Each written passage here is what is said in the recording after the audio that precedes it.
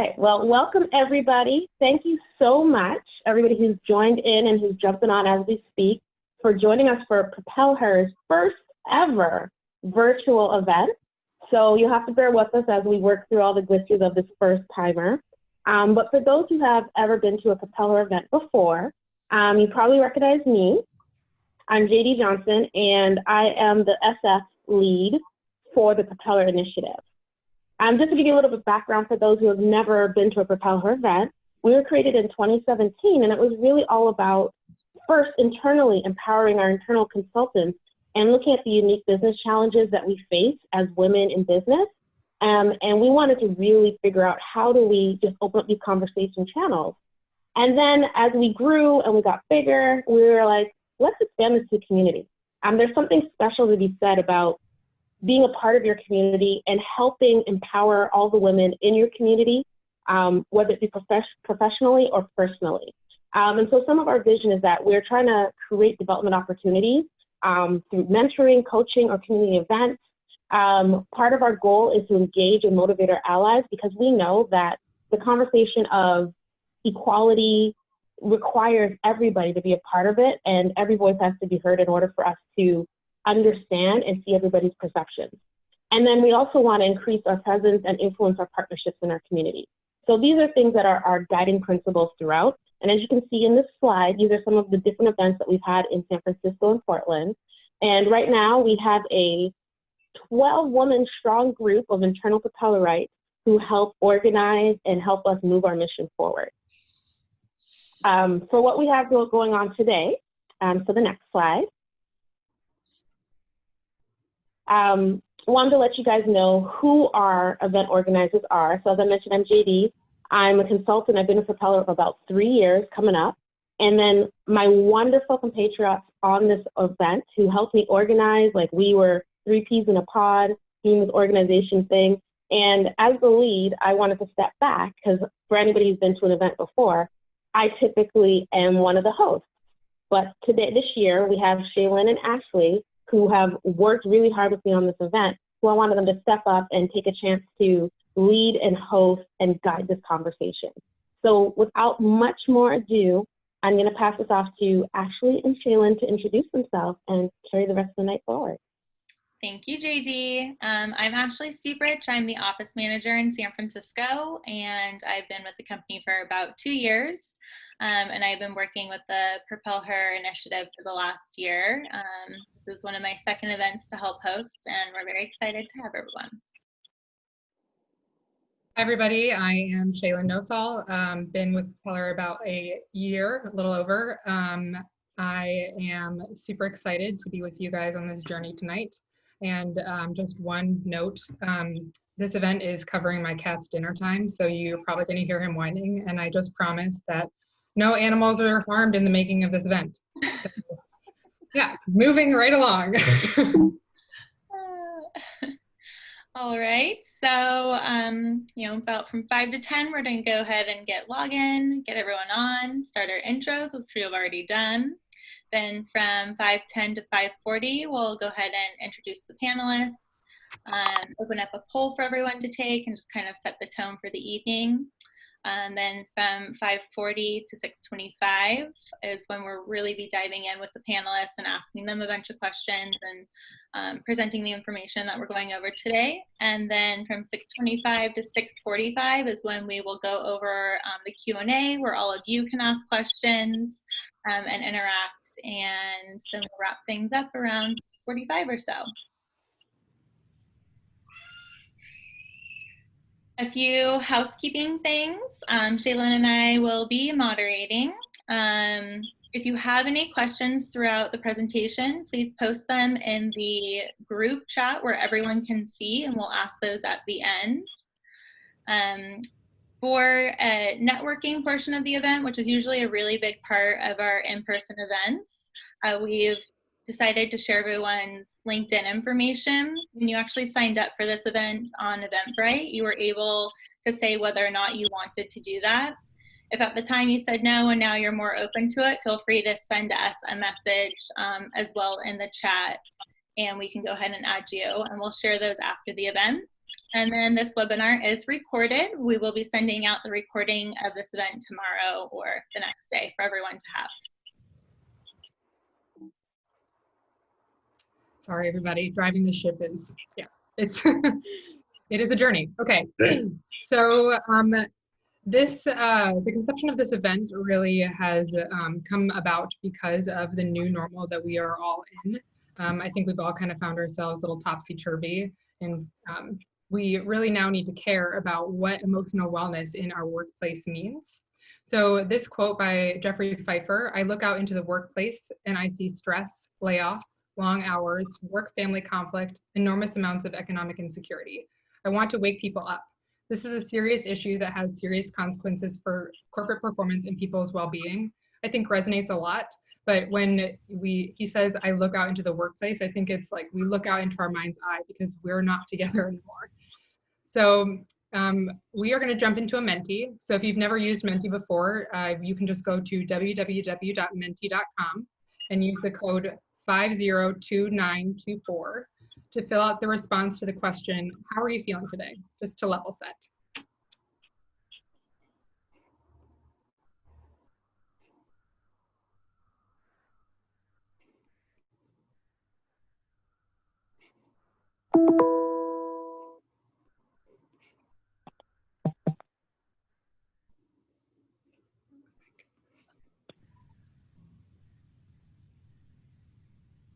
And I'm going to do a new share once I can figure it out. Here we go. Okay.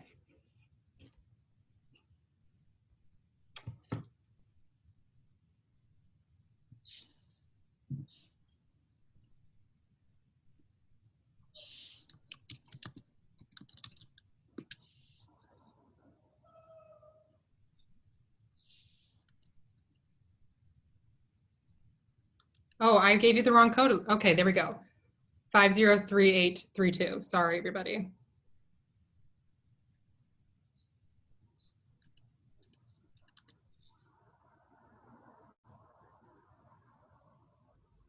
So you've got tired, hopeful, stressed, anxious, meh, exhausted, hungry, bummed, apathetic, stretched too thin, vaguely hopeful.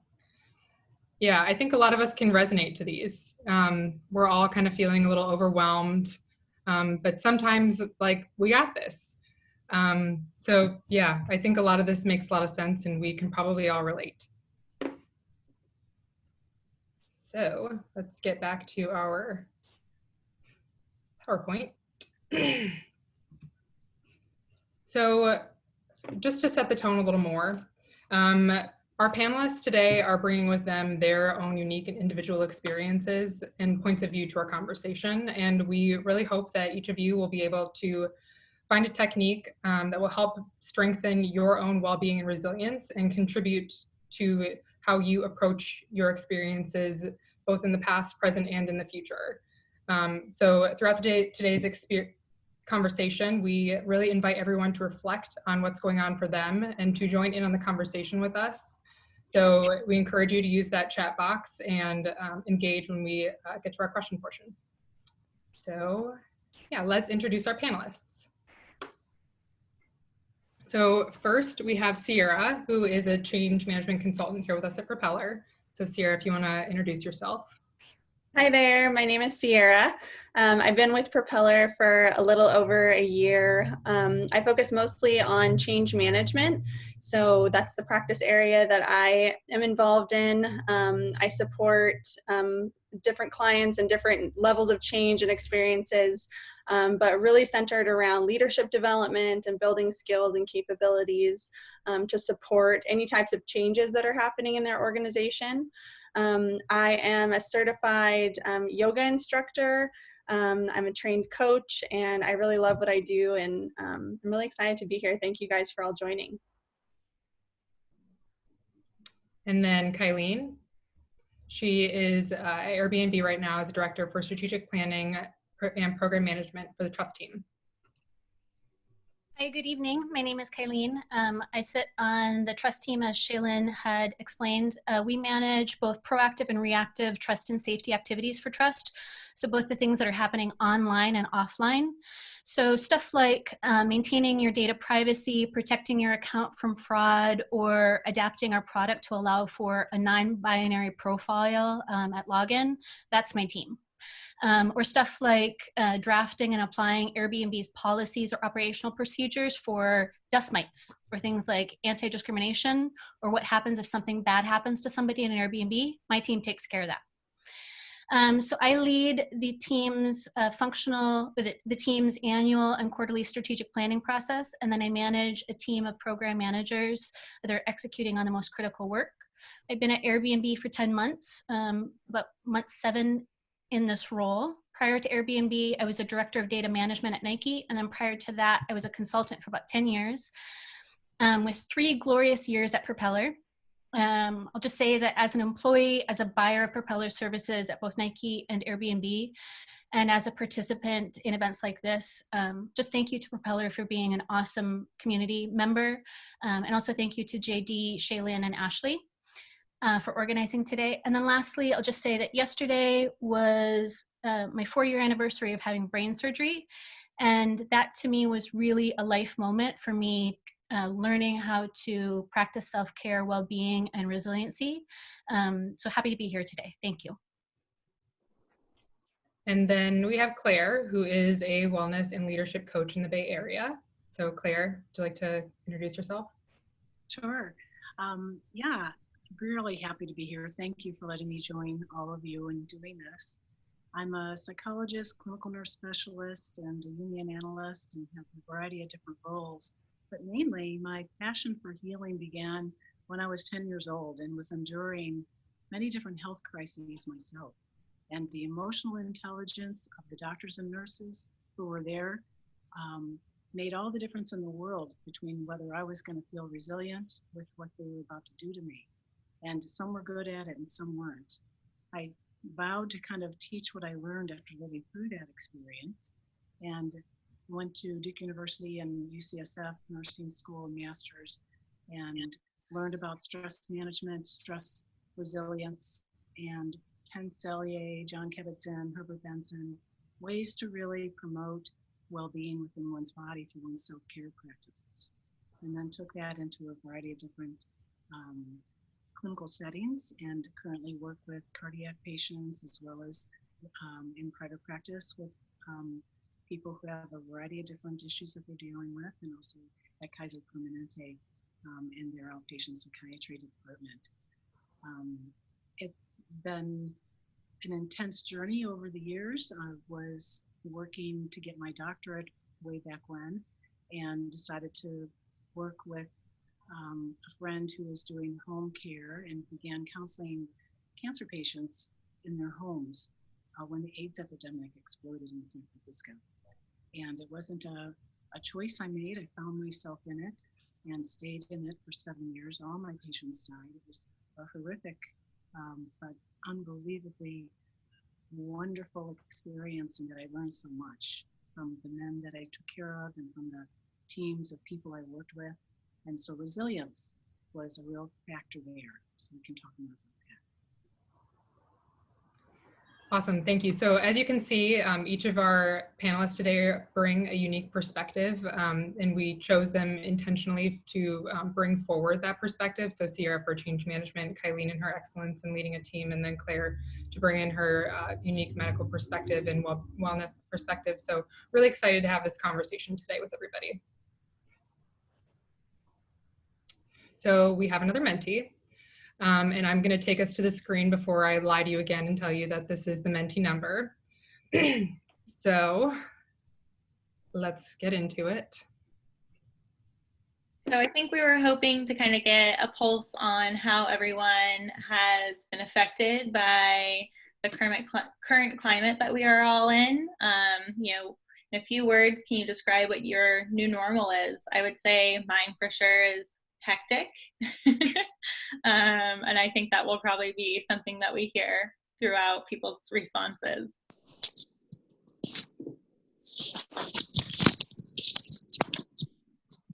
Yeah, stuck at home, worlds colliding, zoom, zoom, zoom. As we're all trapped in the computer right now. Zoom, zoom, zoom. Yeah. Gymnastics, repetitive, losing track of time, bored out of my mind, uncertainty about the future, and roller coaster. Oh, someone says balanced, healthier, and more intentional. That's awesome. Oh God, I love that. Yeah, maybe you can give us some examples, or no end in sight. So yeah, a lot of us can relate to this. And I think we'll hopefully touch on some, shared experiences and some coping mechanisms as we move through the evening. So our first topic is emotional intelligence and resilience. So first off, to level set, what is emotional intelligence? So emotional intelligence is the ability to recognize, understand, and manage our own emotions, and recognize, understand, and influence the emotions of others. So being aware that emotions drive our behavior and impact people, and then learning how to manage those emotions. So on the flip side, resilience. So resilience is the dynamic process where an individual adapts positively to adversity. So resilience is the capacity of a dynamic system to adapt successfully in the context of significant threats to a system function, viability, or development. So these two, you can kind of see the parallels or how they might build off of one another. So a person who is self-aware, socially adept, and empathetic will be able to survive and thrive on the other side of a life crisis because they have the social relational skills to be able to handle unexpected and unfortunate circumstances. So they can advocate for themselves, they can problem solve, and they can seek support when they need it the most. That's a big one, being able to ask for help. I think in this time, some of us might have had a hard time asking for help. So basically, at the end of the day, a person with greater emotional intelligence tends to have greater resilience. So just some numbers here. So according to the World Economic Forum's Future Jobs Report, emotional intelligence will be one of the top 10 job skills in 2020. So that's kind of fascinating considering a lot of us are about to hit the job market again. Emotional intelligence accounts for nearly 90% of what moves people up the ladder when IQ and technical skills are roughly similar. And the core of a high emotional intelligence is self-awareness. So again, emotional intelligence is super important for getting a job and then moving up in your role. So again, on the health side of it, 1 in 5 American adults suffer from a depressive illness. When the American Heart Association CEO roundtable members discussed resilience, they generally just considered it to be a trait and skill that employees could develop to help them withstand, recover, and grow in the face of stressors and changing demands.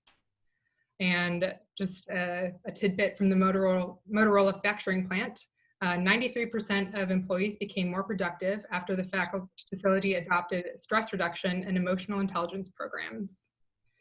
So more data for us to be convinced to implement these programs in our day-to-day life.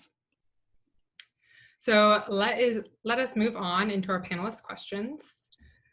So can you tell us about a time when your resilience was most challenged and how did you handle it? I believe that we're going to go to Sierra first. Awesome. So I'll just get really real with you guys. I'm currently in a season of my life where I'm going through this. My resilience is really being challenged and put to the test. I'm going through a divorce. I'm the primary caretaker for my mom and working full time. I just moved to a new city. So, that with all of the other things that are going on in the world and in my environment is really overwhelming. So some of the ways that I'm handling it are really focusing on what I can control and setting healthy boundaries and then reinforcing them. So boundaries have always been kind of challenging for me. I'm a yes girl. I like to take everything on, but right now I'm just really looking and evaluating, what I can control, what is healthy for me. And even when it comes to relationships or situations or circumstances, sometimes I'm having to say no. Sometimes I'm having to, really take a step back and look at a relationship or situation that's not working for me. And maybe, potentially creating some parameters around that. You know, taking care of my mind and my body is so important for me right now. You know, that looks like long walks for me. I live by the beach, so I'm trying to take advantage of that as I can. Journaling, meditation, and yoga, even if it's just for 5 minutes in the morning, just having that quiet time to just pause and drink my coffee and just write down some thoughts is, you know, really helping me kind of take this on. And then staying connected with people who really nourish and support me. And going back to those boundaries, you know, reevaluating what relationships actually serve me. For me, I'm fortunate that in my workplace, I have a really supportive manager. Shout out to Sunil, I think he's on this call, who I'm able to lean on the professional side of things. And then on the personal side of the house, you know, Shaylin here is one of my great friends. So just checking in, having people who I know love me and care about my well-being and leaning on them when I need support. And then giving myself grace. I like to say that I'm a high performer and I like to exceed expectation, but right now, you know, sometimes that's not the case. And for me, sometimes it's just about, you know, how can I show up for my client, or how can I show up in these, you know, 2 or 3 areas today that I need to focus on, and not trying to take on the world all at once, but really knowing this is what I can contribute today and being okay with that and giving myself that grace. Awesome. Yeah, thank you for sharing, Sierra. You know, giving yourself grace really reminds me of the book, The 4 Agreements, which I think I talk about probably way too much. But I need to read that, by the way. Yeah, about it so much, I feel like I have read it. Yeah, but that is the 4th tenet of the 4 Agreements, is to always do your best, but your best looks different every day. Yeah. So Kylene or Claire, do you have anything else to add to this question? I do. The thing that I would add is, Shailene, you touched on it when you were talking about the statistics, but the ability to ask for help.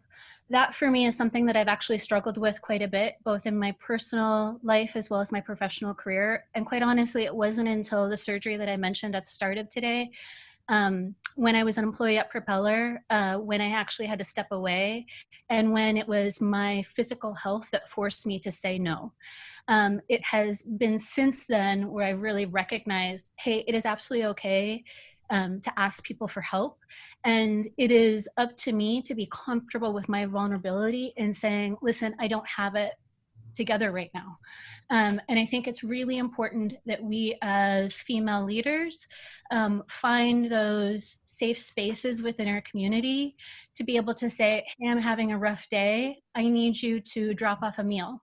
Or I just need you to have a 15-minute powwow with me to promote me.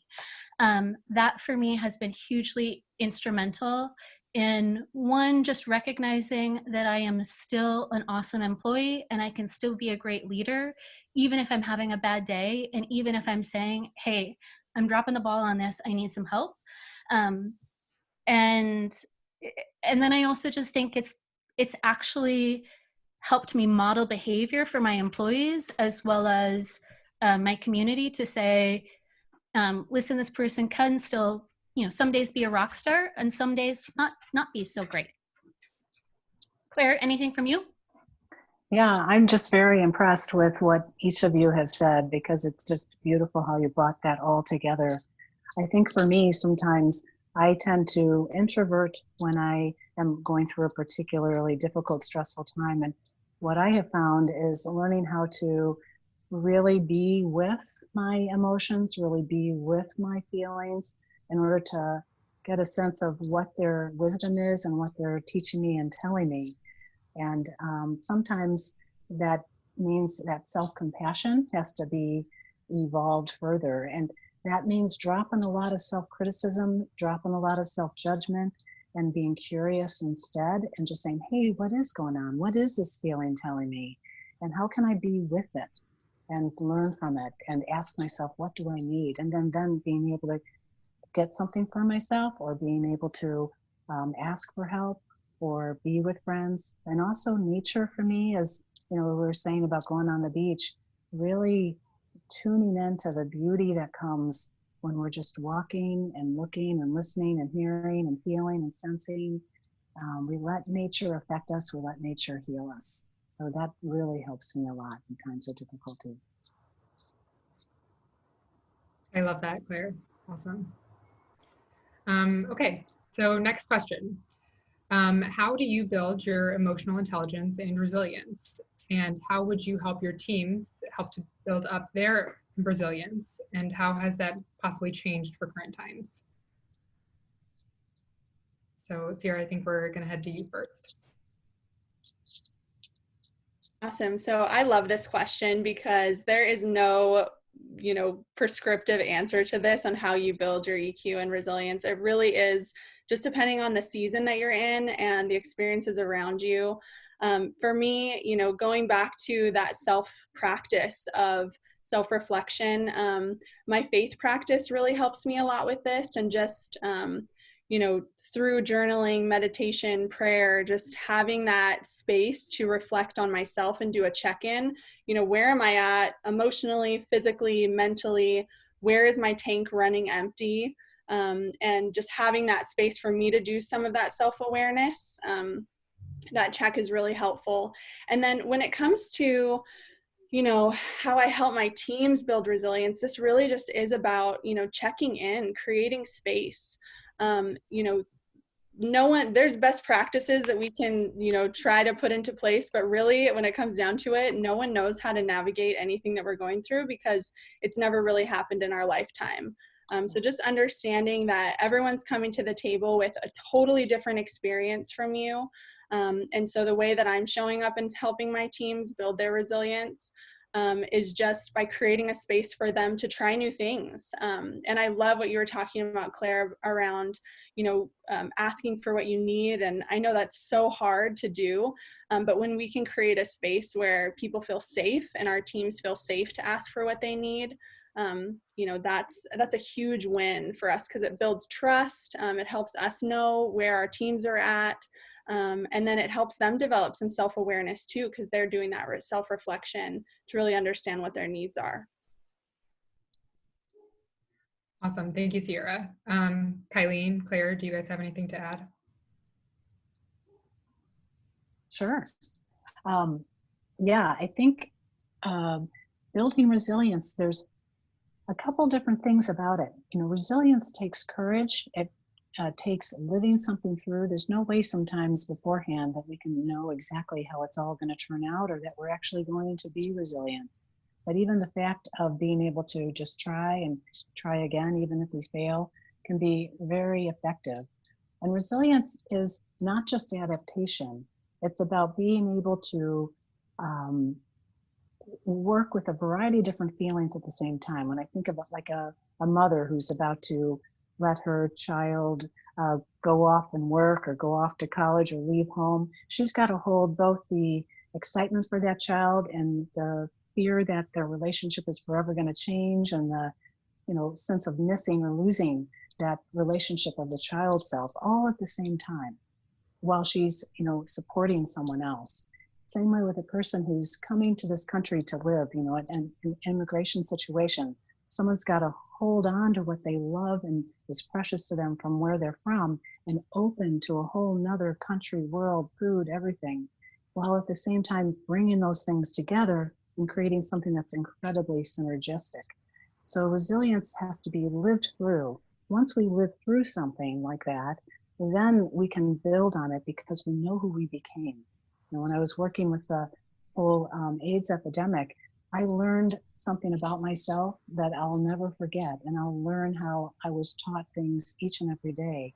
And it's about how do we really find a way to contribute to this process, this uncertainty, this liminal state that we're in. This is not just non-ordinary times, these are evolutionary times, and we're living it. And so if we can find those practices and find those ways of experimentation and being willing to be caught learning and being willing to make mistakes, but at least we're participating, that can really be helpful. To try to help other people do that is how do we generate a sense of trust, to generate a sense of respect, a willingness for all of us not to know, but to bring our energies together and try to create something new. So being able to bring that to a team that you trust, that by just coming together and putting our best foot forward, that something can happen, and that we'll all actually have a synergistic experience with wholeness with that.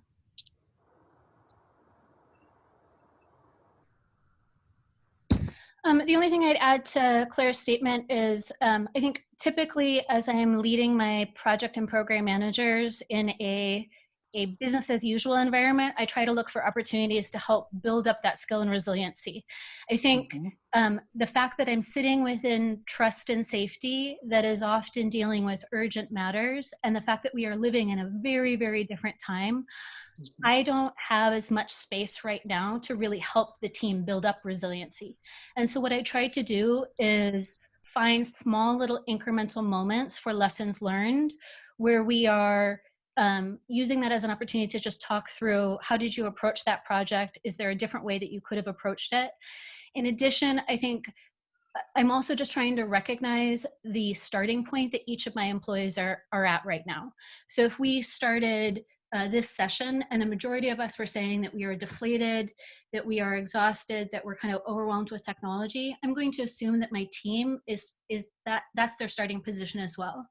I'm also going to recognize that each one of my team members has a very different experience and a different threshold for change and a different threshold for their resiliency and how they react. And so for me, in terms of building my teams in a very, very tense environment, I try to at least find small little incremental aha moments, but then also remind them that this is a very challenging time and you need to make space for your well-being in order to create your emotional intelligence and resiliency. Awesome. Yeah, I love that, Kylene. Small incremental changes are the only path forward. Awesome. So our next question, our last in this section, is what is the most powerful piece of advice that you have ever received around emotional intelligence or resilience?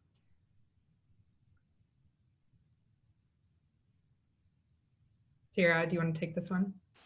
Yeah, I love this. There's so many different, powerful pieces that I've heard over time, but the one that's really resonating with me right now is one that my friend Amber shared with me recently. It says, be firm about your choices right now. Don't go backwards to habits and situations that weren't helping you evolve. You have to keep reminding yourself why you even decided to move forward. Choose to stay positive about what's to come by being consistent with your change right now. So that's the one thing that I'm just kind of like holding on to, of just, wow, there's so much importance around being intentional and being firm about those choices that I'm making. Definitely agree. I think intention is super important for us in this time. Kylene or Claire, do you have anything? My piece of advice is very basic, and it is my way of honoring my grandmother who passed away on Sunday. She was somebody that had to, she actually just retired last year at the age of 89 years old.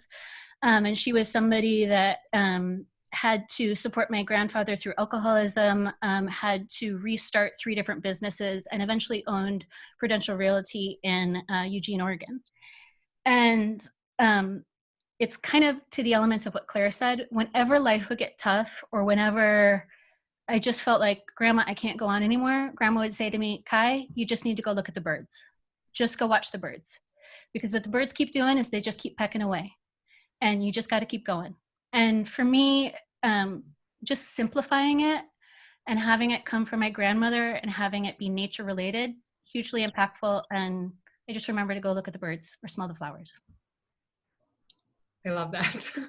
Love looking at the birds. Claire, what about you? Yeah, I love that too. I think that's a beautiful, beautiful gift you just gave us. Yes, we have a huge reservoir of resilience in our being from our own ancestors, and we can call upon that when we need it. And one of the most important practices I've learned was from my teacher, Angela Sarian, from many years ago. And she was a Basque medicine woman as well as a transpersonal psychologist. And she gave us a practice of, whenever we're stressed in a particular way, we don't really know what's going on, Or even if we just are waking up, it's like, okay, we ask ourselves, what's the inner resource that would most support my well-being at this time? And we pause and we let something come up. And it might be a quality of, humor or perseverance, or it might be an image that represents something like that. And we let that come, and then we put it in front of us, behind us, to the left of us, to the right of us, above us, below us, all the way around us, all the way through us. And we bring that quality of resource all around, and then carry that forward. And it shape shifts that moment of difficulty, stress, or uncertainty, or just needing a little bit more support from our ancestors. That's beautiful, Claire. It actually reminded me of something that was said in my yoga class this morning, which was inhale, what am I made of? Exhale, what am I made of? So I think that's kind of a similar statement. So we are going to move on to promoting self-care while caring for your team. Yeah, and I'll take over for a little while. So for this kind of section, we really wanted to focus on kind of looking inward on how things are affecting you and how you're reacting and that kind of thing. So what is mental wellness? According to the World Health Organization, mental wellness is defined as a state of well-being in which an individual realizes his or her own abilities, can cope with the normal stresses of life, can work productively and fruitfully, and is able to make a contribution to his or her community. I think that that's something that everyone should know going into the workforce and to know going into their personal lives, and also as a manager, supporting your team's well-being is actually going to be something that you benefit from, because it'll allow them to be more focused and more productive. Some things getting in the way right now with our current climate. The feeling of isolation has definitely been a huge one. I think that this goes with physical isolation and being removed from your loved ones and just kind of your normal life schedule. The stat that we found on this was 35.7 million Americans live alone and have, been stuck in their homes for the most part for months at this point. Fatigue. The world is constantly changing. I think this is one that has affected me personally the most. There's just new information. I feel like every week to 2 weeks, my life is changing. The world around me is changing, and trying to keep up and process all that information and all the details can be really difficult and exhausting at times. Loss of control. A lot of the stress that we're feeling right now isn't really under our control necessarily. There's certain things we can do to help along, but for the most part, the world is throwing a lot at us, and it's not something that we can control on our own. Thank you. Feeling lonely during isolation. These are just a couple stats we found. Men and women are affected by it for the most part the same. The different generations, I think the numbers are pretty equal, with millennials, of course, taking the lead on how it's affecting them. But overall, everyone's affected by this, both COVID and everything else going on. No one is really able to escape and not pay attention to what's going on right now. I think two big things that have really stood out, the economy and the uncertainty that's going on there. August of last summer, only 46% of people reported being concerned about the economy, and this year, in May, not even a full year later, 70%. That's a pretty huge increase, and I don't think anything's happened since May that has helped calm our nerves at all. Work, again, has risen, not quite as much, but it is still a concern. I think that with so many things changing and so much uncertainty, we're all really feeling that, both in personal and our work lives. All right, now to the panelists. How do you structure your schedule to prevent burnout and promote productivity? Claire, can we start with you? Sure. You know, I find that I do my best work in the morning. And so if I have a project I have to really, put some mind and energy to, I try to get that done in the morning, even before I go to work. Um, but yeah, it's a pacing and taking breaks in the middle of the day. The part I like about working from home right now is that I get to look out my window and I saw spring come and now summer's here. And that really has helped me a lot. But taking those brief moments and trying to have some halfway decent nutritional food around, connecting with friends for sure. But for me, it's been keeping a daily meditation practice, even at 10 minutes a day. It's really helped me keep my equanimity, and also it's allowed insights to come, and it's also allowed a sense of hope and connection. So that's a lot. I work a lot of hours, so I have to be pretty careful about getting my sleep and things like that. So it's a challenge, but tuning in to the body, tuning in to that kind of feeling of depletion and replenishing myself when I feel it. Just not dismissing that, keeping that as front and center, and that kindness towards my own being, because I know we're going through difficult, challenging times, and we need each other to get through it. Absolutely. Kylene, do you have anything to add? I'll just say that this is actually incredibly difficult. Prior to COVID hitting Airbnb in December and January, my schedule was back to back with meetings from 8 a.m. till about 4 every day. And in some ways, I think that working from home has actually helped reduce some of the stress in that it has eliminated a commute. It's allowed for more time with a family. It's allowed me to carve out some more me time and meditation time, such as Claire mentioned. But I think on the flip side, there's this unstated pressure to set more meetings outside of the old world of regular office hours. And then I also think that I know that many of us on this call are type A personalities where we just are always striving to be our best selves and to push through. And I do think that the environment that has been created as a result of COVID has allowed for that pressure to kind of maintain itself. That said, I've also recognized that in order for me to be successful for myself and also just be supporting Airbnb and my team, I need to manage my schedule. And so I'm going to get very tactical, but there's some things that I've done. One is I recognized a couple weeks ago that I needed to create a healthy workspace. I think the fact that my husband is a 5th grade school teacher and he's leading class all day, and then we have 2 dogs and we're renovating our house, there was all this action that was happening around me. And I needed to be able to find a space where I actually had the functionality that I needed, but then I was able to pay attention to the noises, the lights, and the distractions that might take away from my ability to focus when I had my schedule. I've worked with my admin to make sure that I have focus time in the morning. And so we've scheduled that as DNS, do not schedule time. And so I just hold that as my special time. We as a team reserve the lunch hour to make sure that it's an opportunity for people to get out and get outside. And we've asked that people do not send emails during that time. They do not hold meetings. I try to reserve no meetings on Friday afternoon so I can at least review the end of the week. And I also try to make sure that I look at next week's schedules to really evaluate what is non-essential. Now that we're getting into just a very different business dynamic, I'm really looking to what is the bare minimum that I need to commit to when it comes to engagement, particularly because I'm an introvert and I'm talking throughout the day. I need time to be able to regroup and actually focus on the work. For me, I've also turned off all my notifications for Slack and email.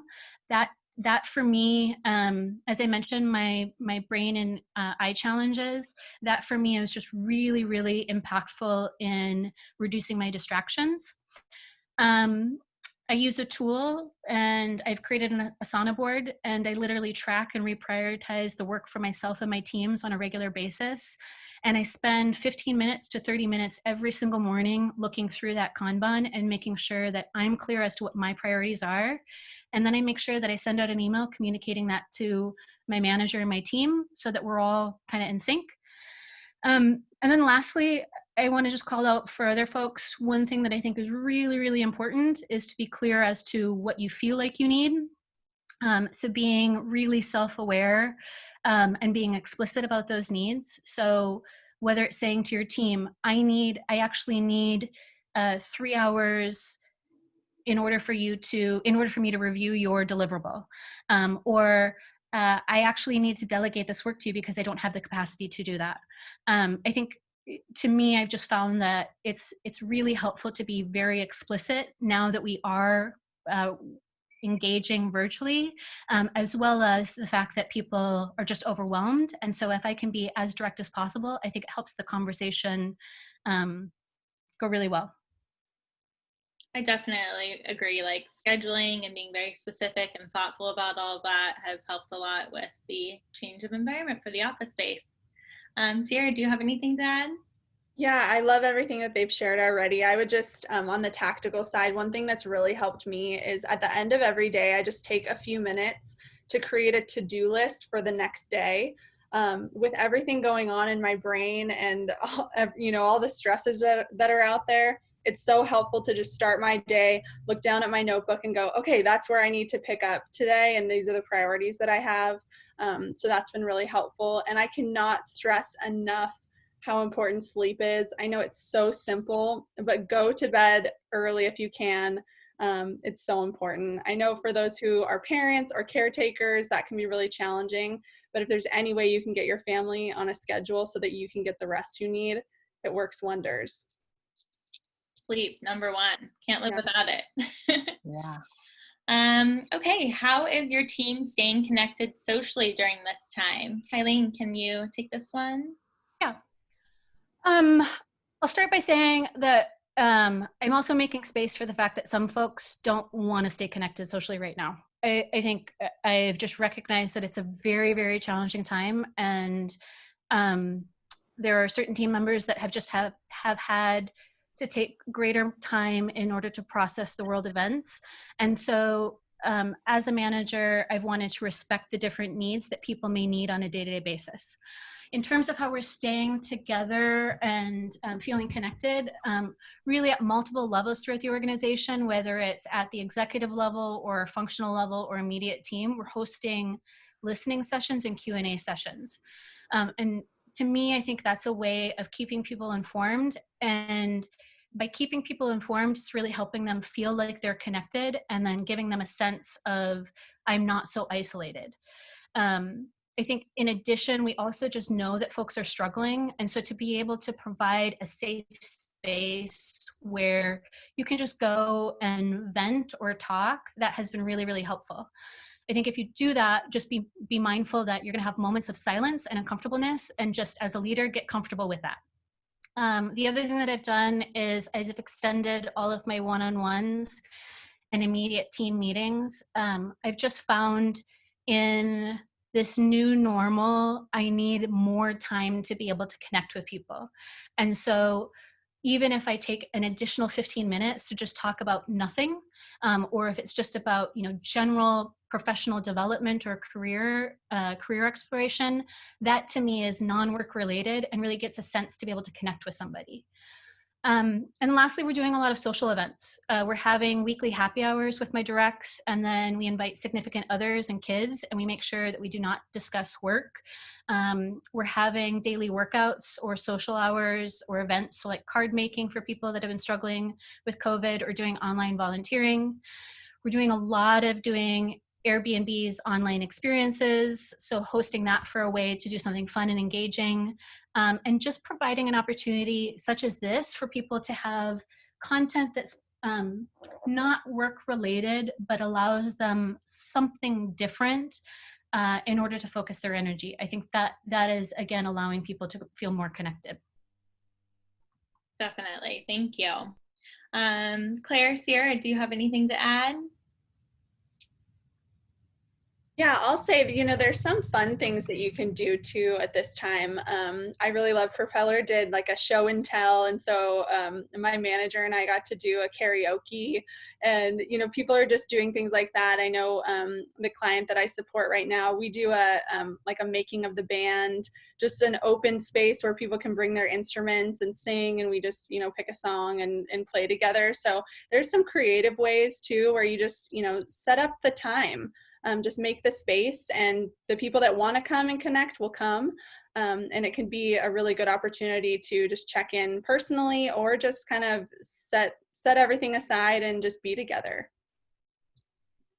Okay, great. Claire, how about you? Well, I'm just really impressed with what everybody's been saying. I think it's great. One of the things that they're doing at Kaiser, which is kind of fun, is having everybody submit a couple of songs each week about what they've been listening to or what the times of this particular week have inspired in them. And then somebody's making a playlist of that and distributing that. And then the person whose name gets drawn out of the hat gets a little prize of some kind. But you really get to know each other by kind of seeing what songs are interesting to people and what it's calling up for them. I love that. Music always connects people. Music is always good. All right. What tools do you like or suggest using to prevent the feeling of stress and isolation? I think we've all mentioned Zoom a couple times being used during this pandemic. I don't know. Kylene, do you mind starting us off? I think to help my team, I think one of the tools that I've used is for us to just get clear on priorities in the new normal. Quite honestly, I think that we typically take on too much. And so to be able to say what is nice to have, and then what are we going to cut out to do the bare minimum, that has actually helped people kind of reduce their stress, and then actually provide more clarity. I think sometimes, people, it's a lack of human interaction, but I also think that sometimes isolation can come from a feeling of disorder or having a lack of control. And so if I'm able to provide a little bit more of a sense of control for my team, I think that helps with the isolation. Some of the other things, Claire has mentioned some tools online, but I've found both Headspace and Happify really beneficial in terms of well-being. And then Google has a digital well-being that provides tips and tricks for how you can use your Google Suite services. For me, I've really found that I need my 30 minutes of exercise a day. I need to limit my processed foods, and I need to limit my coffee consumption. I'm really trying to have walking meetings on a regular basis. That still helps. It helps reduce the stress, but we're still connected. Seeing a therapist, having support groups. I have 3 groups of friends that I connect with on a weekly basis, either via Zoom or on WhatsApp. And we are cheerleaders to one another. That really, really helps. And then lastly, I think just contributing to others during this time. I think simply preparing for this event for Propeller was the way for me to focus my energy elsewhere. Volunteering for my husband's school or helping neighbors as they're dealing with challenges during COVID. To me, I think that really helps in just being able to look at somebody else and focus your energy elsewhere. I love that. Focusing your energy elsewhere and trying to help, it always makes you feel better. Claire and Sierra, do you have anything to add? Sure. There's a couple of great resources in addition to the online things. The SoundsTrue.com has a wonderful amount of really good podcasts that help look at resilience and help look at listening to people who have written and taught about this kind of thing. And it's really helpful to kind of hear how people are gathering, trying to learn more information about this and try to kind of building community as a sense of participating in some of those kind of gatherings, which is great.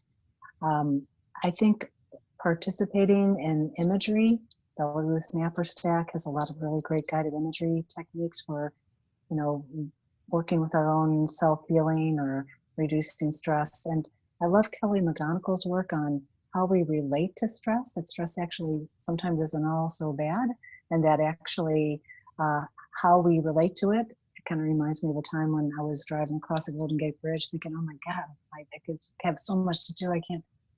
And I'm looking out at the bridge and the beauty, and I'm like, you know what? Rephrase that. How about to, you have such a full life. And just doing that kind of reframing helped me kind of enjoy it and not take it on as stress. And again, I really do agree that being able to contribute and volunteer and help out, be in contact with people you care about, make sure your neighbors are okay, all that kind of stuff really makes a big difference. Definitely. Thank you. Yeah, Mm-hmm. from the social aspect, I really like House Party. Some of my girlfriends and I have used that as just a way to connect. That's a little bit more than just a Zoom call, so that's been kind of fun. There's some games on there that you can play together. And then one of my favorite podcasts is Tara Brach has a meditation podcast, and some of her teachings are really great. So I found that when I'm feeling really stressed and isolated, just even hearing her voice and the way that she talks even about the current climate of things right now, just really helps normalize the situation for me, and it helps me feel a little bit more human during this time. Wonderful. Thank you. And the next topic, companies and team leaders stepping up.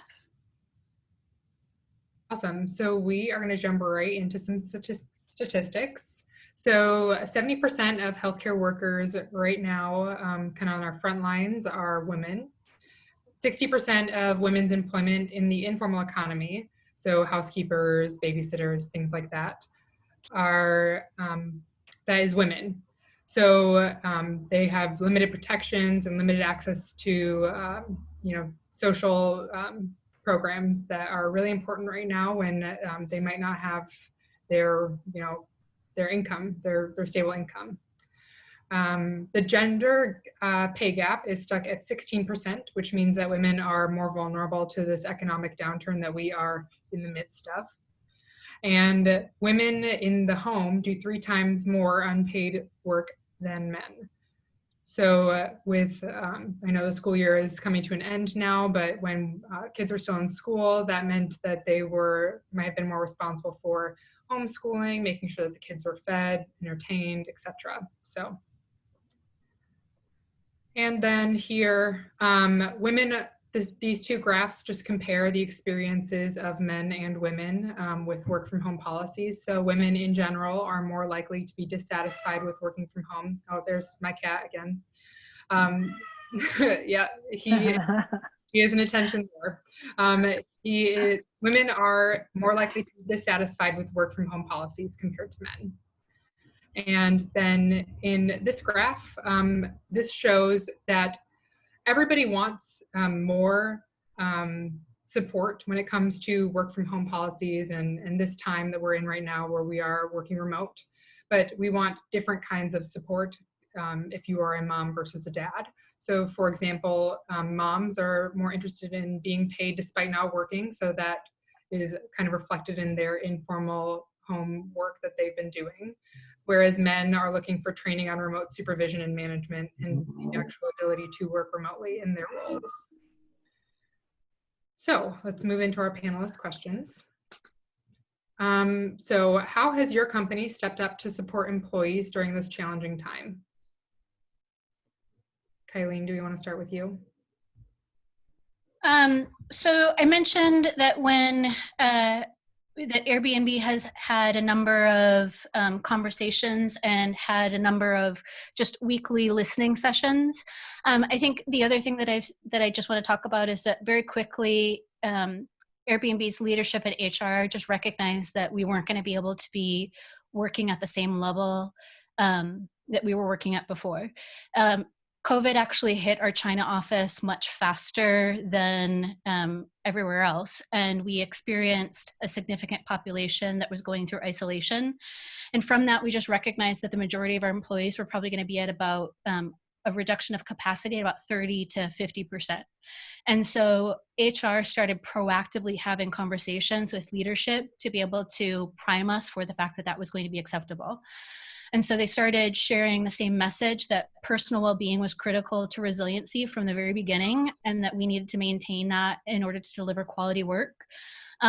They started to work to get clear as to, okay, knowing our business is changing, knowing that we're going to be experiencing layoffs, knowing that the travel industry is falling, what are our top priorities and what do we believe is going to fall off the roadmap for this year? And they made sure that that information was made available to managers and employees so that they were able to take action upon it. They also, I feel as if I have received either multiple emails or touch points via Slack reminding me as both an employee as well as a manager on a weekly basis, so very consistent and ongoing, on the available resources. Whether that is, hey Kai, there's a 24/7 counselor that's available for you should you be having a mental health issue. Or there are meditation classes going on, or we're gonna have a workout session today, please make time for that.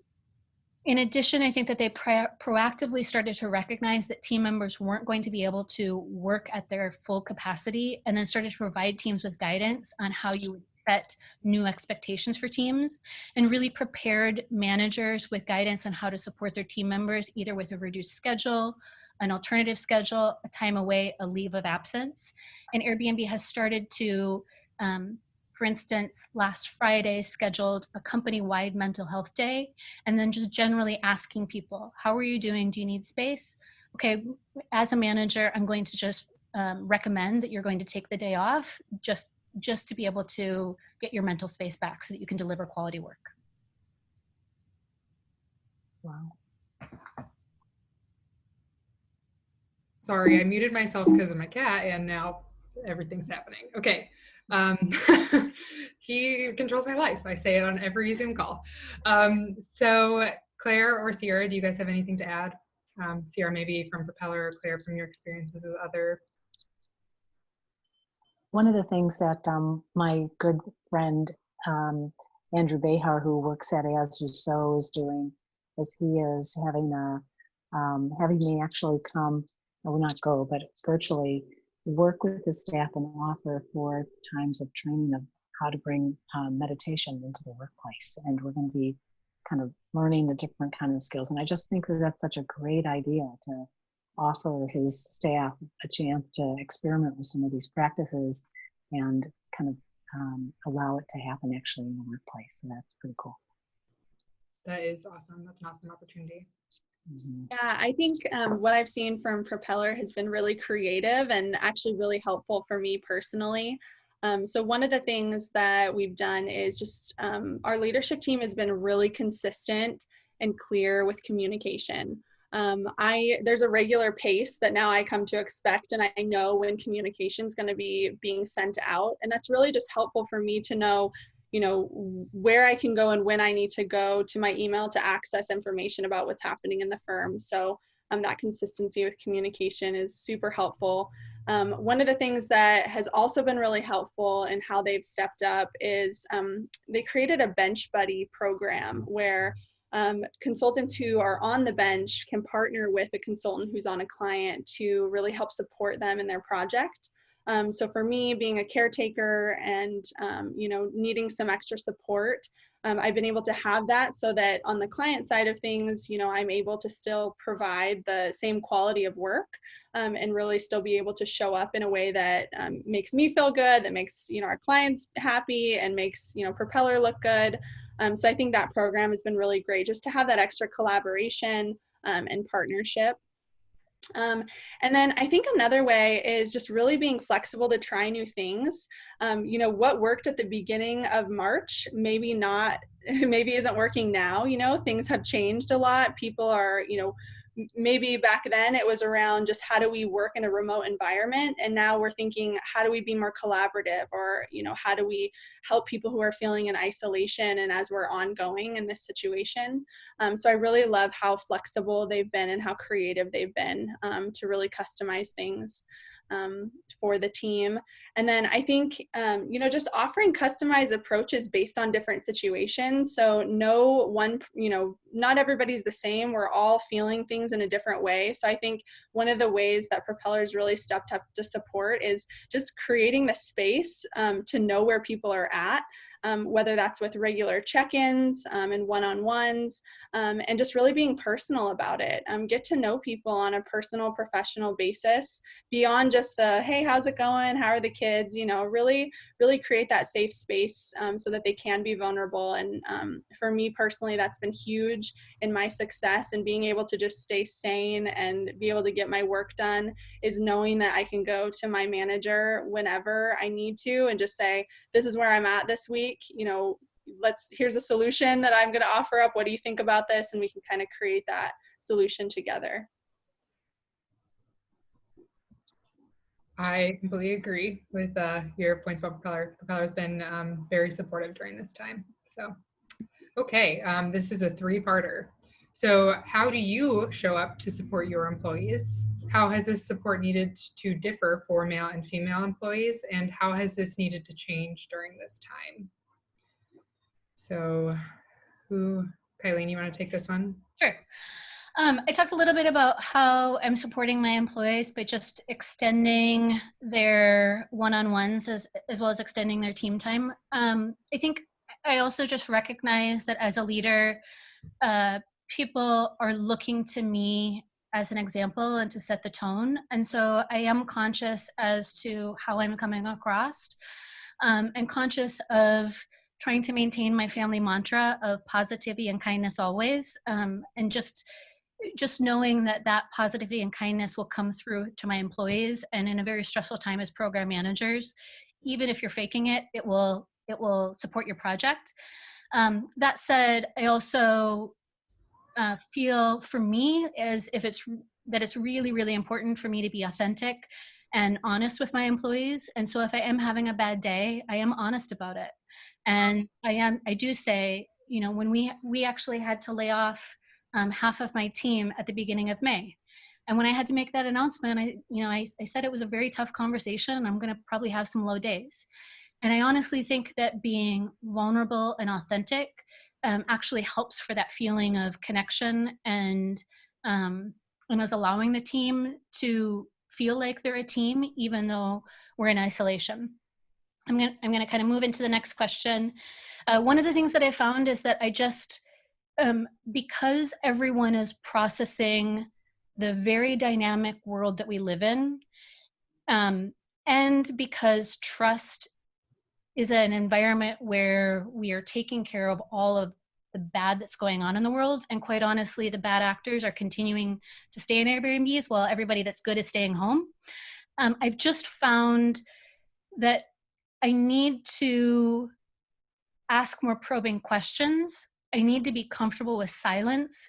I need to not make any assumptions about how my team members are doing, and that I may need to ask multiple times or in different ways if they are feeling okay.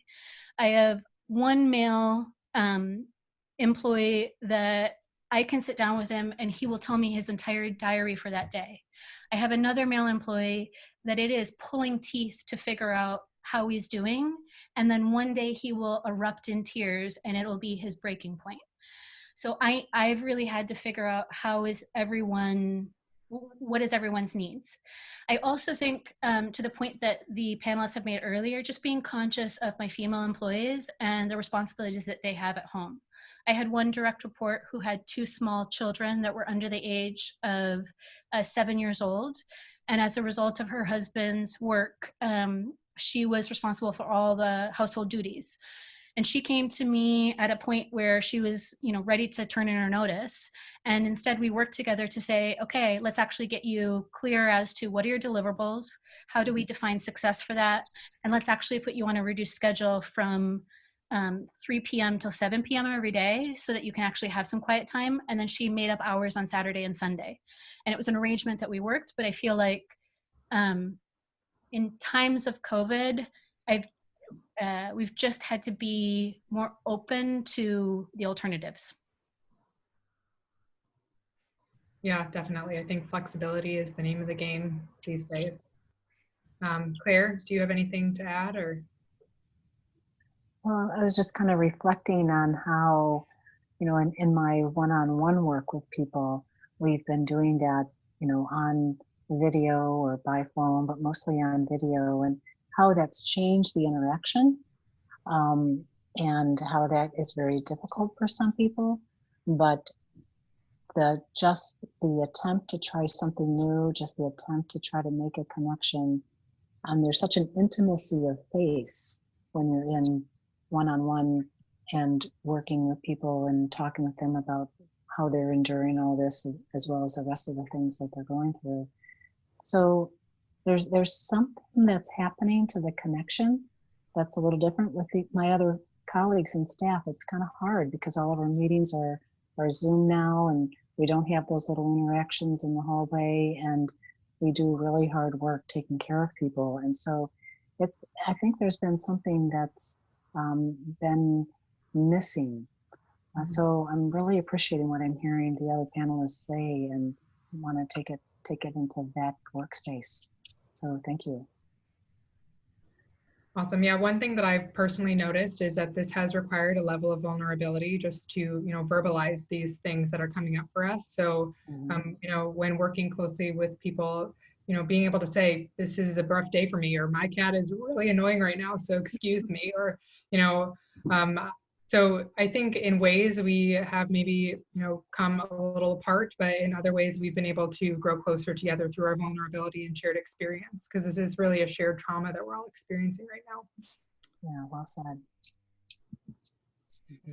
So what advice would you give to female leaders or female employees during this time? Sierra, do you want to start with you? Yeah, so I have a few things. So the first, obviously, we've talked about this a couple of times, but really ask for what you need. Be open, be honest, be vulnerable, and prepare ahead of time. So if you need to have a conversation with your manager or someone on your team, make a couple notes about what it is that you want to get out of the conversation and where you're at, so that when you enter that, no matter how emotional you are or where you're at in the conversation, you're able to just clearly go back and state what you need. Another thing, don't be afraid to dramatically reinvent yourself right now. So this is your time to figure out what's working for you and what's not working for you. One of my favorite quotes is, if you don't like where you are, move. You are not a tree. So I have personally taken that to heart during this time. So whether it's relationships, jobs, your environment, if it doesn't feel right and it's not working for you, be honest with yourself and just have the courage to change your circumstances. It will make a huge difference. And then another thing that really sticks out to me right now is just give yourself and others just an overabundance of grace right now. We've talked about this, but everyone's on their own journey. They're having their own unique experience. So find ways to show up for yourself and others with the intention to give empathy and have compassion and understanding and grace. And there is a balance, right, between giving grace and knowing where your boundaries are. So find where that is. Find where that line is for yourself. And then be willing to learn more and more every day about yourself and others in the world. Wherever you feel uncomfortable, that's probably the place you need to lean in a little bit more. So just lean in right now as much as you can to those uncomfortable edges. And just don't be afraid to try new things. I'm doing a whole life revamp right now, and I'm going to be living on a boat instead of living in an apartment in San Francisco. So just find the unique ways that you can make your life work for you and find what fits, and try things out. And if it fails or doesn't work, then you can change again. So that's what I would say. Awesome. Yeah, those are great pieces of advice. Kylene or Claire, do you guys have any advice for the people on the call? And Sierra did a fantastic job. She really summarized it. Yeah. I will just add my own flavor to it. I think regulate your negative self-talk. I think we as females tend to do a lot of negative self-talk. For me, I actually struggle with depression and social anxiety, and I found, for me, I actually write down my negative self-talk. I'm a visual person, so if I see it, I'm like, it's such a lie. That's not true. Okay, we can move on now. I think find your healthy mantra and your regimen. So whether that is your 30 minutes of working out, whether that is meditation, whether that is going to some sort of event. Right now for me, it's embroidery, very nerdy, but yep. And then lastly, we've mentioned it a couple times, but be comfortable with your vulnerability. I think we are living in a very, very different time that takes a lot of soft skills that many of us are constantly improving throughout life. And I just think that the way in which we're going to push through a lot of these life moments is having a healthy dialogue. And the way in which we're going to be able to have that healthy dialogue is being comfortable with our vulnerability. So I encourage it. Claire?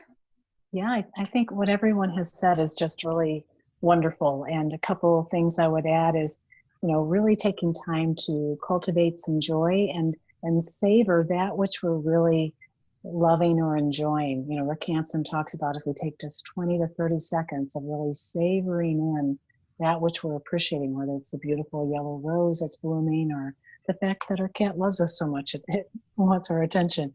But really taking moments to cultivate joy. I love what Johanna Macy talked about when she was in the process of trying to help save the redwoods.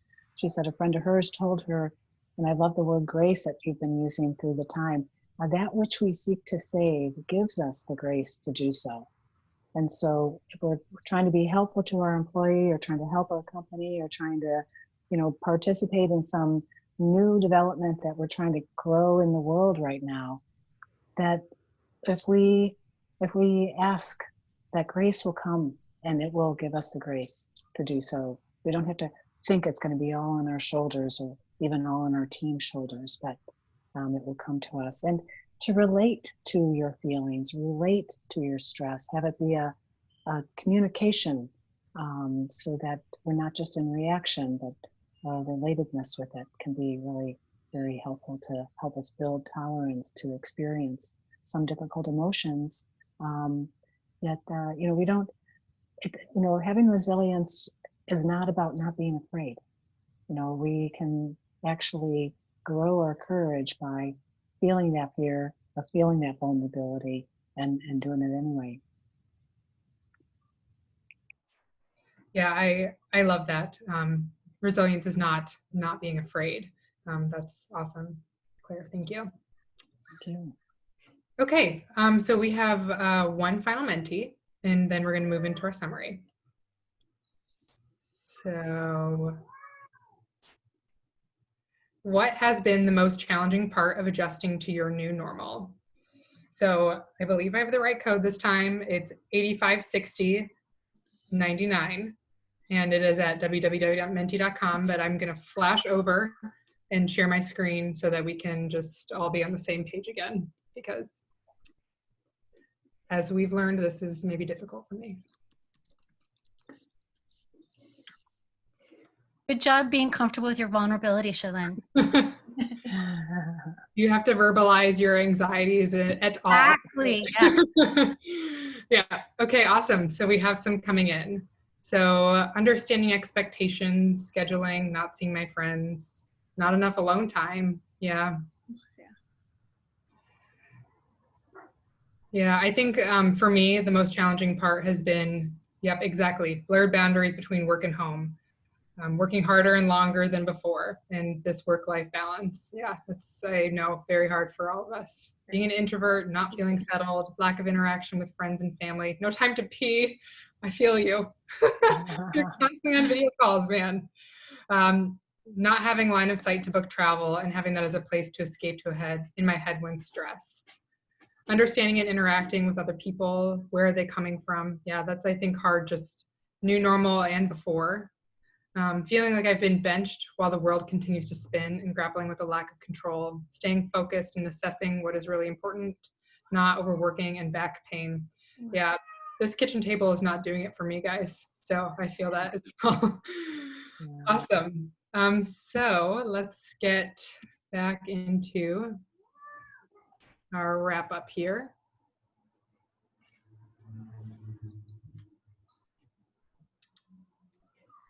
So we've touched on a lot of things, and the panelists have given us a lot of great feedback and things to think about, but just some pointers to kind of help people process and adjust to what we're all experiencing right now. Pacing yourself, I think this was a big one for a lot of people. Making sure to take breaks, having a proper lunch, and not burning the candle at both ends. Work life is very blurred. I've taken many business calls with my baby on my lap. Not being able to pee is another one when you're just back to back. Like, all those things are things we're experiencing. So just trying to give yourself some structure, and maybe scheduling time in your calendar is great. Setting boundaries. I think the first couple of weeks of COVID especially, everything was really blurred together, and I didn't feel like I was being super successful at anything, and was having a hard time finding motivation like I typically would. So setting some boundaries and knowing exactly when I needed help with the kid, and when I needed some me time, and when I needed to, have a quiet workspace, and just kind of making sure those things were in place were hugely helpful. Managing your time well, being very clear about your priorities, delegating, saying no more often, staying focused, monotask, don't multitask, and minimizing distractions. Definitely the biggest one was setting up an actual workspace, which I'm sure many of us didn't have. I was like moving from the couch and then taking Zoom calls on my bed because it was the only place that was private, and just kind of moving through all of those motions. And then taking care of yourself. I mean, we've talked about sleep, eating well, just kind of knowing your own body, but really trying to listen to your body too. If you feel like you need the Cheetos, go for it. But otherwise, really try to stay healthy and meditate and give your body and mind a break sometimes. Mind your thoughts.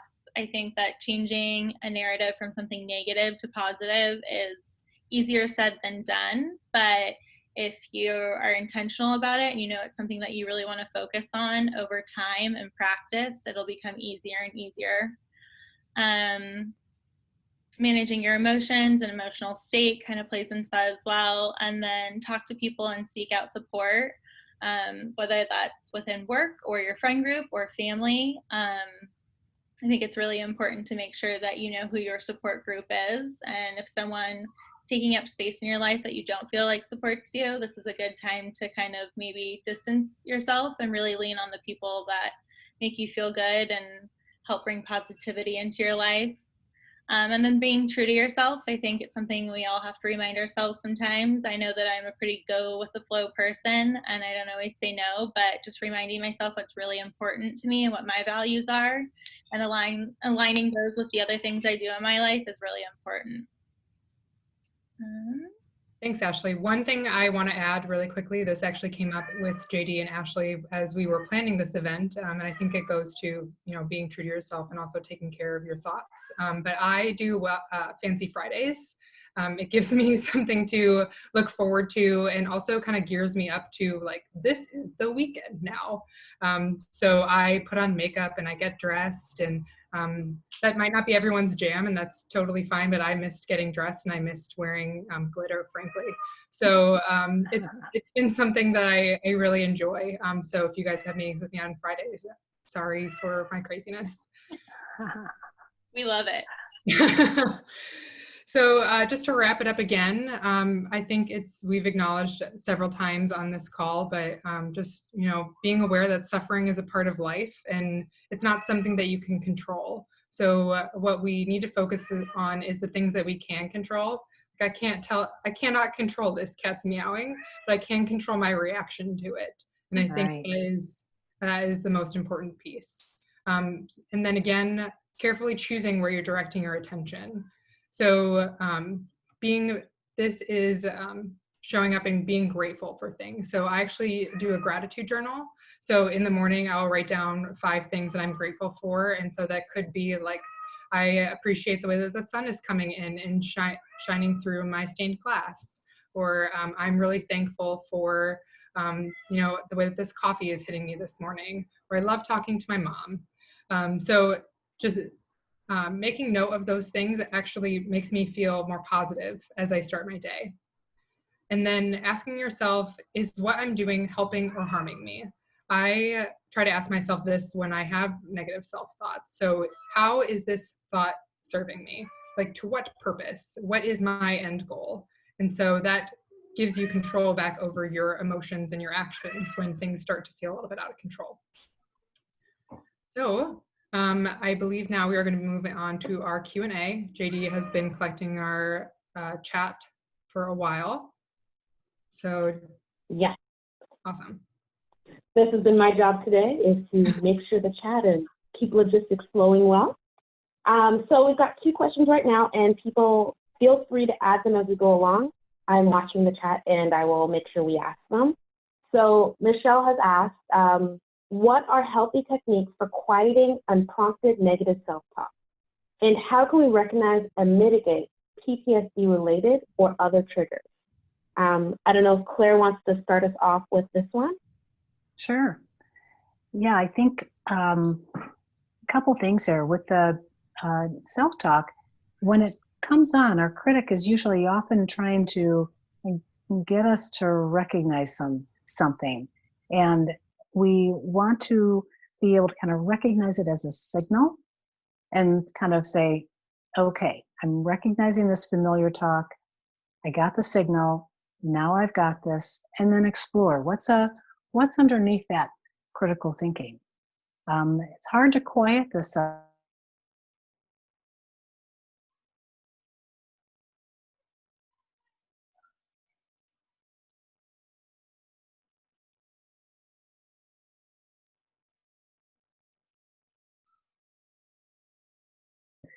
Wake up times of earlier trauma. Again, this is a non-ordinary time, and it's a liminal state, and it can get our old coping responses and old times we used to feel uncertain or traumatized to come up into our consciousness. So we want to use this as a self-care moment, as a moment of bringing some self-compassion. Sometimes it can be really helpful to ground ourselves in a physical kind of thing, where we actually begin to feel the groundedness of our feet on the ground, or we actually find an object in the room and we focus our intention on that, and we kind of see what we see, hear what we hear, bring our awareness to our senses, what we're experiencing in present moment time right now. Certainly it can be a time that you may want to connect with an old therapist or a good friend and talk about things that are coming up. But sometimes it's just about how do we find ourselves a way to ground in an ungrounded time. So it makes us a little bit, in shifting sands. So what grounds us? What do you know grounds yourself? And try to do some of those practices. Self-compassion is really helpful with the self-critic. Putting our hand on our heart, asking ourselves what we need, kind of saying, yep, we're all going through this difficult time. This is a hard time for everyone. It's not just me. And I need to find ways that I can care for myself and get the support that I might need from another, if that's what's important. Thank you, Claire. Mm-hmm. Kylene, did you have something to add? Sierra's having a little bit of technical difficulty, so she's trying to get back into the chat.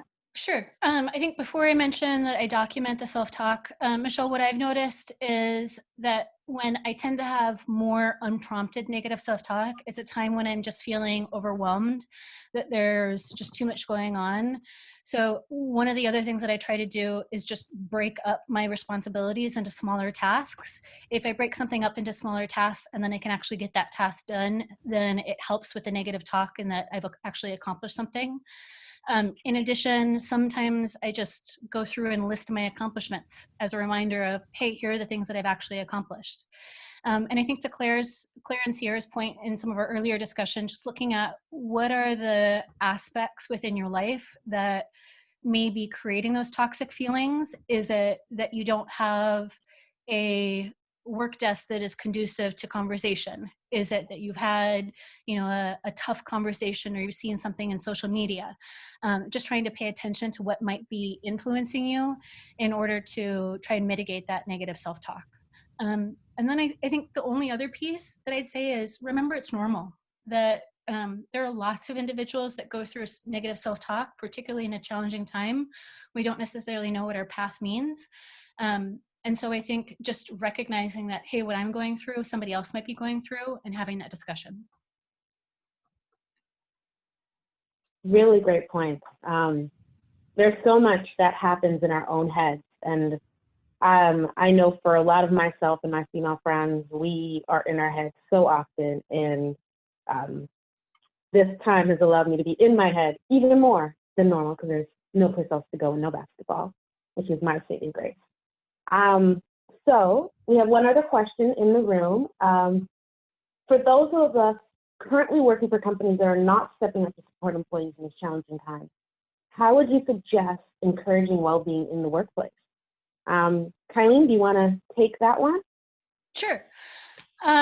So first, I think one is self-awareness, having the self-awareness in terms of what you need for your personal well-being.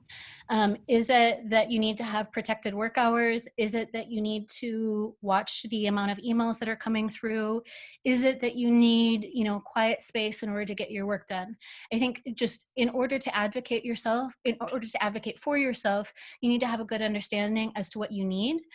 And then I think recognizing that there are going to be companies that are still learning and becoming enlightened in terms of what our new world is looking like. But that doesn't mean that you cannot have conversations about clarity of expectations. So what I'd say is get really, really clear as to what is that company, what is that team's priorities. Work with your supervisor, work with your manager to outline the expectations. What I have done is I've really put it on my team as individuals to say, what are your deliverables? What is the minimum viable product? What would be exceptional if you were delivering that product? What are the timelines? Who are your stakeholders? And what are success metrics? And then having that conversation. And I think if you do that proactively, it sets you up well for a conversation with that manager that, yeah, they may not be stepping up to support you and saying, hey, we're going to give you an alternative schedule. But by doing your diligence and saying proactively, hey, here's what I need for my well-being, and I'm still committed to the work, and here's how I expect to get there. You're proactively having that conversation, and then they will, you can adapt as you need.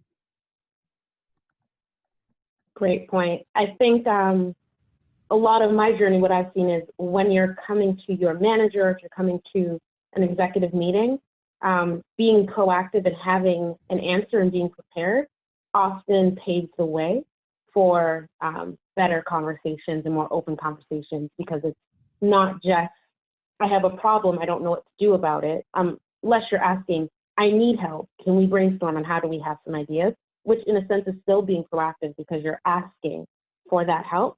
That really helps open up conversations and bring it from a place of vulnerability, but also transparency. Sierra, are you on the call still? I am, yes. Checking in. Did you have anything you wanted to add? I lost audio, so I missed the question. I'm so sorry. No, absolutely. For those of us currently working for companies that are not stepping up to support employees in this challenging time, how would you suggest encouraging well-being in the workplace? Ooh, good question. Okay, that would make sense why Kylene's answer was so good. Yeah, I would just say, around that kind of getting clear, setting boundaries for yourself. If you have an HR department too, if you have an HR business partner that you can reach out to, I know that that's something that I've seen that actually I was able to engage on some work around well-being because somebody did bring that topic up to their HR group. And so, use your voice where you can. If that's something that's important to you and you're recognizing that your colleagues are also suffering, come together, just, be part of creating a solution. I love the piece that Kylene was talking about around, what can you control with your own schedule and your own well-being. But there's also something really special when people get together and they say, hey, this is something we need. Here's a solution, some ideas that we have, and sharing that and seeing what your HR team or your organization thinks about it. It's worth a shot. Yeah, those are really all great ideas, and there might be a way. There's a lot of things happening in workplaces about teaching their employees well-being, teaching their employees mindfulness meditation, having somebody come in and do a little bit of stress management talk and practice. And I don't know if you know of anybody who can do that, but you can ask around and see if there's something you could suggest to say, hey, what would it be like if we had something like this in our next staff meeting for half the session or something like that, to just give ourselves some tips on how to do the self-care practices, how to do some relaxation practice, how to do some breath work that really can help us feel like we're learning new skills while we're trying to put our best foot forward for ourselves and the company. Absolutely. Great, lady. Great answers, ladies. One question now from Prashant. There has been a lot of great information here. Thanks for sharing. One question I have for the panel are, what examples have you seen of good allyship from your colleagues, not just your senior leadership, in supporting others during these last few months? Can you say that question again? I'm not quite sure I heard everything right. Oh, absolutely. What examples have you seen of good allyship from your colleagues, not just from your senior leaders, in supporting others during these last few months?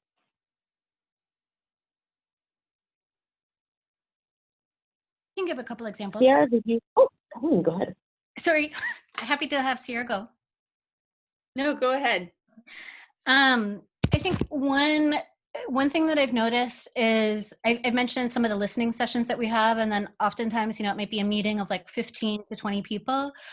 What I've witnessed is that people are just paying attention to how people are showing up on Zoom, and they're reaching out via Slack or via the Slack channel or the chat channel and just saying, how are you doing? Is everything okay? Is there anything I can do to help?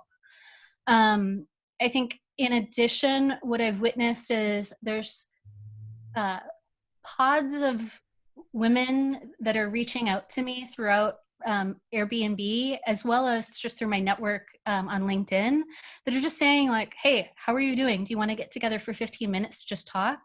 And it's actually just an opportunity for us to just talk through the different challenges and not necessarily vent, but maybe share learnings or information as to how we're handling things. In addition, I felt like it's been really a grassroots movement in terms of creating resources that are helpful. So immediately after George Floyd's passing, the team got together and they put together a series of resources for employees at Airbnb, as well as then started working with the affinity groups in order to provide resources. And I just felt like it wasn't necessarily senior leadership. It was people reaching out to their community to be able to say, how can I help? And then there's been a number of projects that we just didn't have resources to support because of recent layoffs. And people have been reaching out via email, listing their skills and their capabilities, the team that they work on, and saying, listen, because I sit within this particular function, I maybe have a little bit extra capacity. Could I volunteer my time to support on that project? And to me, that's been incredible. The last piece that I'll just say is recognizing other people, that I think people are calling out one another. So JD, you did a fantastic job of organizing this event and allowing Shaylin and Ashley to step up and lead and facilitate. And to me, just being able to recognize that, I think that has really is allowing people to support and build allyship. Sierra, now? Great. Sierra? Yeah, so just building on that, I think that those personal connections are so important. And I've really just seen, I think my relationships with my colleagues have gotten better over this time, which is so weird. But, just the subtle things that they'll notice, just my body language that maybe might have gotten missed just in a regular meeting, they'll check in with me. Hey, I noticed, that you don't look your normal self today. Are you okay? Or, hey, just wanted to check in on you and see how you're doing. Those things are just working wonders for me. I mean, I feel so connected when I just reach out. So even if I'm not getting it that day and it's something that I need, I'm going, okay, I need to just connect with a couple people and just check in and see how they're doing. And then let's see. Allyship from colleagues. I think, the level of vulnerability and calls, to start off a meeting, I'm really loving. I love that it's not just all about task. When I'm getting on calls, I'm seeing that people are really wondering, how are you doing? It's not just an empty gesture. It's really, no, how are you doing? And so I'm really appreciating that kind of new take on our interactions, because this interface that we have now is kind of all we've got. So it's important to really be human in it. Claire, did you have anything you wanted to add to that? Yeah, I think just it's really always refreshing when people are, trying to help put new things together. All of us had to put our groups online or other kinds of things online. People were constantly helping each other figure that out and try to help us with the technology.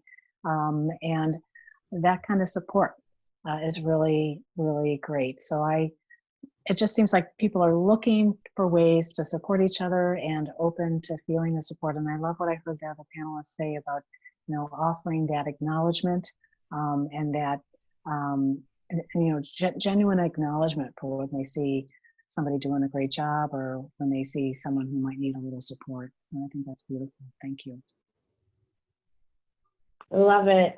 It's amazing how, despite isolation, we are getting closer together in some ways. And I can definitely say, from a Propeller perspective, my performance manager, he checks in on me, things that are going on. I didn't leave my house for the first 7 weeks of shelter in place.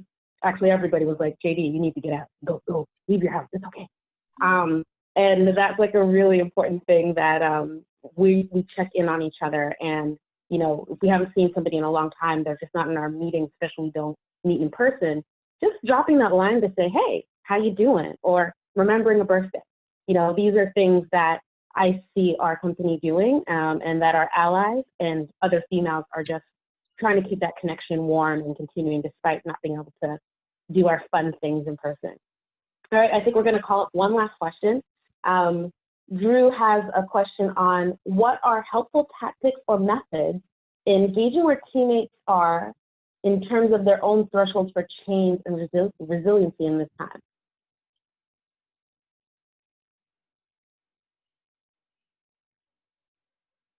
JD, do you mind repeating it one more time? Yeah, absolutely. So what are helpful tactics or methods engaging where teammates are in terms of their own thresholds for change and resiliency in this time? So how do we figure out how teams are, where they really stand in their resiliency or the ability to handle change? I don't know if Claire wants to start us off with that one. Yeah, it's an interesting, very good question. We really have to hear the tone of voice. You have to notice the how a person is responding in a group meeting. Sometimes, like, paying attention to some of those more subtle cues. How's the eye contact? How's their participation? And if a person isn't going to let you know, then they might let you know through their nonverbal behavior. And that's posture, that's tone of voice, that's whether they make it to the meetings or don't make it to the meetings. And, if there's any kind of shift in behavior or shift in attitude or, affect change in their face, maybe, reaching out and just touching base and you've heard the other panelists say how when somebody did reach out to them, that was meaningful to them, that meant something to them. They appreciated someone noticing. And so if there's anything that's catching your attention about that, then check in that friendly way and see what might be needed there. Great point. Yeah.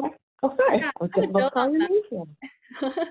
I would just build on that and say, when I'm trying to understand where that threshold is, and if people are really, resistant or able to lean into change, or what their level of resiliency is, it's around, are they clear about their goals? Do they know what they're doing right now? Because sometimes things can get really muddied. And so if they're able to articulate what they're working on, what their goals are, and be clear about that, and what their role is, and what their participation on the team is, that's a really good indicator for me to know, okay, they might be overwhelmed in a certain area of their life, but at least they're clear on what they need to do now and what the team needs them to do now. So that's one area. And then another area to kind of gauge with teammates is providing space for them to be collaborative. So, during this time, we're not in the office where we can say, hey, can you, meet with me at 11 and let's just brainstorm this thing together. So setting up those times where people can be collaborative, that's another kind of gauge just to see, how is the team doing with this change? Are they able to adapt? Are they able to be collaborative and work together? And are they using their resources? Because ultimately, if you're working on a team, the people that you work with, you try to reach out to them. I'm sure that at some point or another, they want to have that collaboration point with you too. So that could be another helpful area of just providing those spaces for collaboration. Colleen, did you have any last words? Only last words, Drew, is if it's a new employee that you maybe don't have a good sense of their current level of resiliency or their ability to manage it. What I found is I actually break down their work into small little incremental pieces, and I try to understand what are the aspects that make the work complex. Is it when it actually has multiple stakeholders? Is it when it becomes more technical? What are those aspects?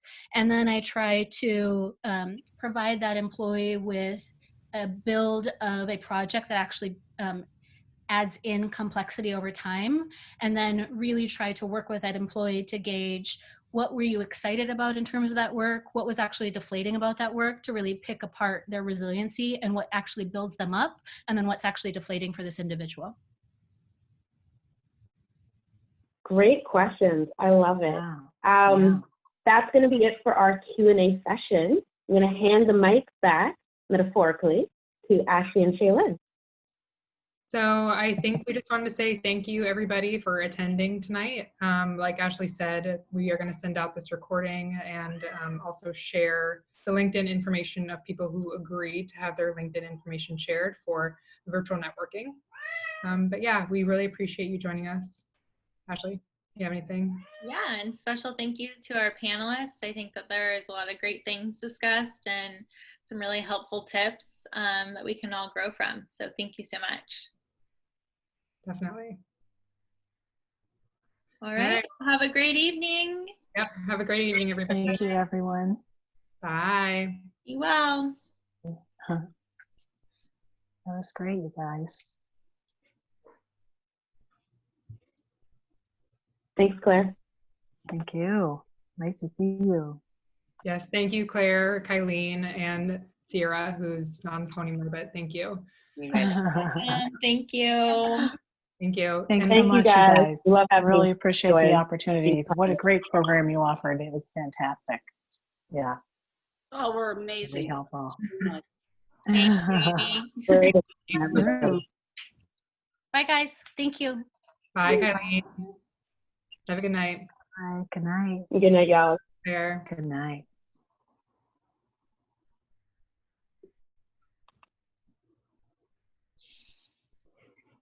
Okay. Hi there. Well done. Thank you. I'm gonna get off now. Bye, everybody. Bye. Have a good one. We'll be the last. Have a good night. All good. I'm looking here because that's where my bigger screen is. Yeah. Cheers. Have a Cheers. good evening. Bye. Bye.